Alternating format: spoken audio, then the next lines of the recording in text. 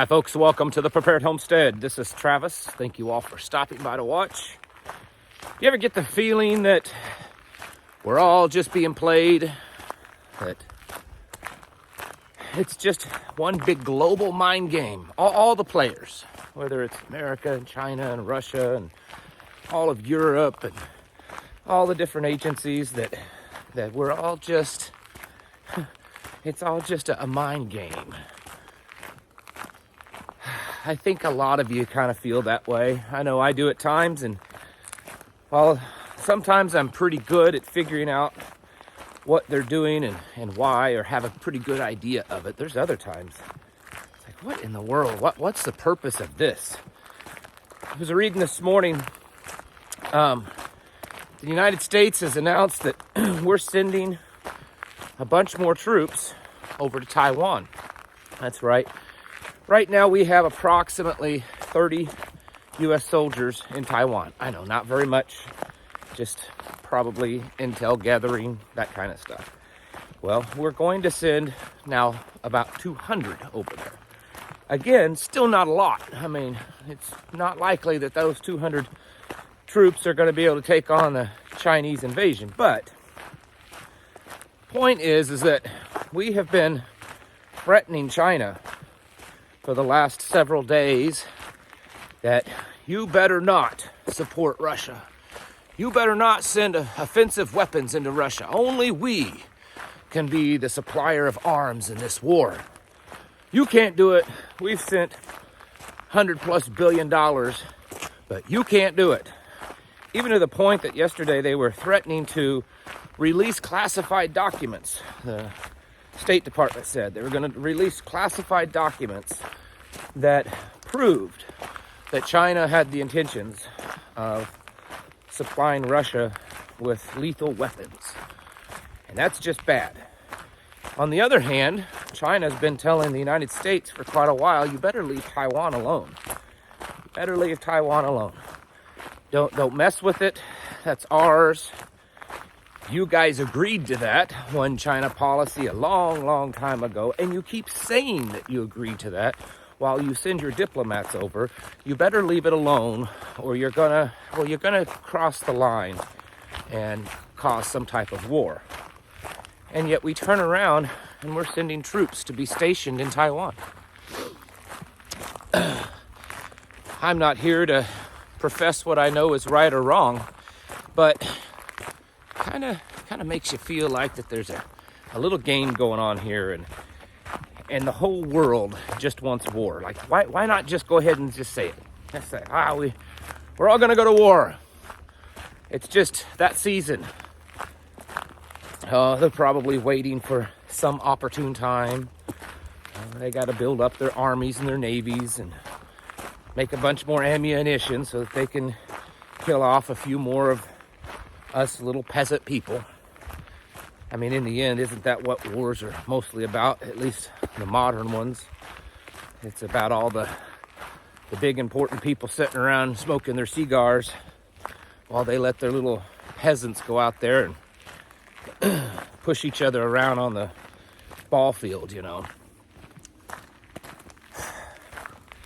How do you live a normal life, though, right now? How do you find a little bit of normalcy? Do you even? Is that even what you should do?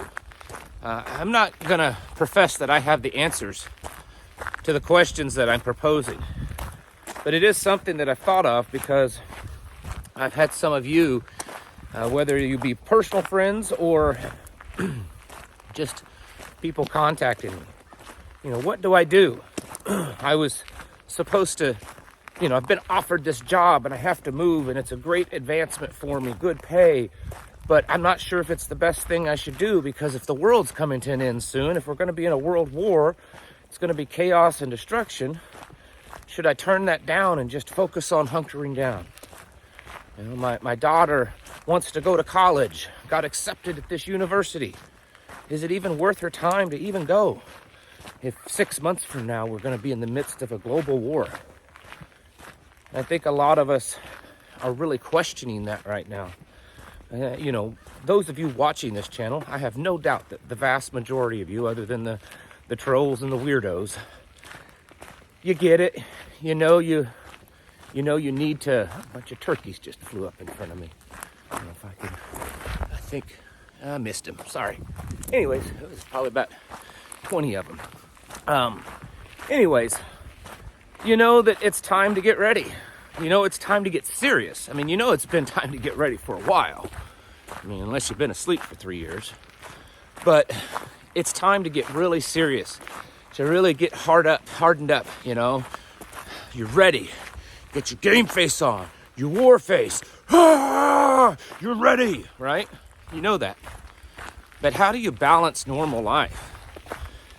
You know, especially those of you that have families, you got a job, you have neighbors, things like that. Do you just cut yourself off from all of that and just only focus on, that red dawn moment? It's hard to say. My gut tells me is that we have to, for as long as we can, continue to have some semblance of normalcy, because there's a strong possibility, or at least a growing possibility, that the ability for us to have a normal existence, or what we deem normal, is quickly coming to an end. And you better enjoy things while they last kind of mentality. You all know we have children, and many of you do also. And so while we talk to them about what's going on, while we do things, they obviously know, our lifestyle and everything, that we are preparing for the things that are happening and are yet to come. We also want them to have, a normal life. We want them to have dreams for the future. We talk to them about, what do you want to be when you grow up, kind of thing. And they know that that may change depending on the circumstances, but it doesn't hurt to have those dreams. I would say that we're at a point that it makes sense to at least alter our behaviors, alter our plans. Maybe not to the point that, we're locked down in our little hidey holes, but at least enough that we could shift gears pretty rapidly. For instance, and I'm just going to make something up, say you've been planning a family vacation for a long while, and you were hoping a year or two ago that the whole pandemic stuff, it'd be over, and things would be kind of getting back to normal, and that big family vacation we've been planning for, we could probably do it. And now the time has come that you're at that point, and maybe that family vacation takes you a long way from home and to an area that could be a little dangerous if things really started kicking off. And so now you're asking yourself, should I do that? If it was me, and it was in an area that was drastically more dangerous than where you're at, maybe I wouldn't go. Maybe I would say, you know what? Let's still go on vacation, but let's do something a little different. Maybe someplace not far away from home. Maybe someplace that doesn't put us right into the heart of some type of attack or strike or whatever. So I think it would be appropriate to be adjusting our plans. We wanted to buy that new car. The old one is fine. We just wanted a new car. Maybe we should keep the old car a while longer and put some of that money onto getting ourselves prepared. Because when the duty hits the oscillating machine, that fancy new smelling car isn't going to do you too much to help fill your empty bellies or to take care of your illnesses or wounds. So maybe you should, change gears. These are things that I think of because you folks ask it. And I try to come up with decent answers. And I try to do it from a balanced view that isn't too extreme, because I know that many of you right now have said, forget this, guys, I'm going in the hole. I'm locking down, not coming out. We're just calling it good for now. But yet we also have to have a little bit of normalcy. And the reason is because doing that kind of lockdown, it's hard on the psyche. Even the trained mind, it's hard on it. And if you go down too early, you're going to be down a lot longer, if you understand my thinking. And you want to enjoy life as much as you can for now. I do think it's serious. And I said the other day in a video that I've always been the type to say not to obsess over prepping, not to make it the highest priority in your life. And I'm not saying that you should right now, but I do think that you should up the priority of your preparedness. I do think it should be a very much a primary focus right now for you.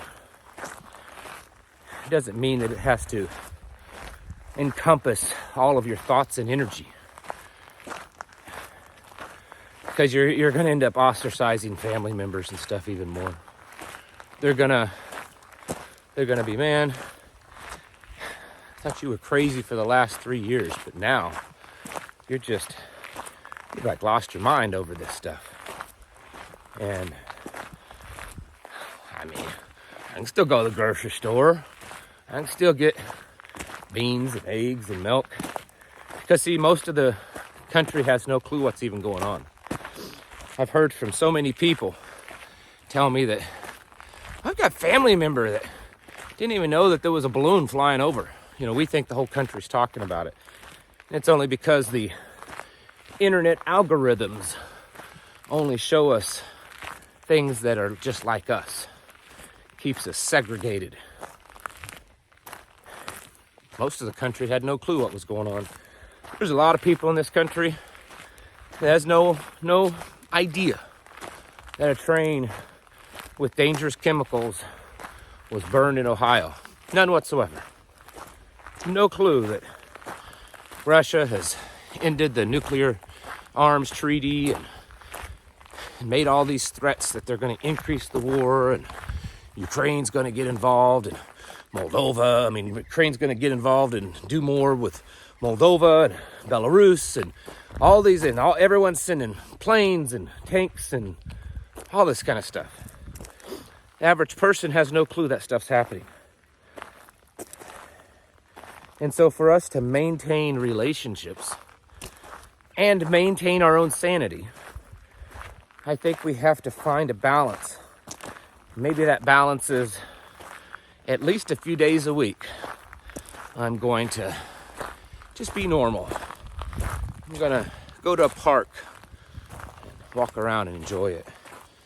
I'm gonna get out and ride the bike. I'm gonna take the kids someplace, let them have fun. Of course, that all depends on where you live. Some places it's already too unsafe to do that, but you know, we're gonna do things.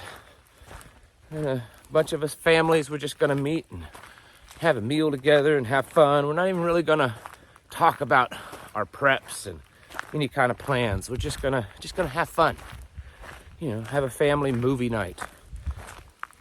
Whatever it is, I think we still need to do those things. Are we at war? I believe in my heart most definitely. It's getting to the point now, the lines are even blurring to what is a kinetic war. You know, it's definitely a proxy war, but when you take in all the other things that's going on in the world and how it's affecting us, are we at war? Yeah, we are. But that doesn't mean that we give up our humanity, that we give up our lives, and that our children and our families can no longer can no longer have some kind of a normal life. They need to have that. We need to retain things. We need to teach them things and pass things on to them, because they're certainly not getting it elsewhere. And having a family time, making it fun, sharing knowledge and stories, and just fellowshipping together. I think it's a lot what the world needs right now. So while you are, I'm sure very certainly, putting a lot of effort into getting yourself as prepared as possible, getting yourselves, your families, your communities ready, which you should be, still take time to be a little normal. Take time to have a little fun and relax, because there may come a day pretty soon that we just don't have that luxury anymore. Folks, right now is the time to get your houses in order, to prepare mentally, physically, and spiritually. Thank you for watching. Catch you in the next video.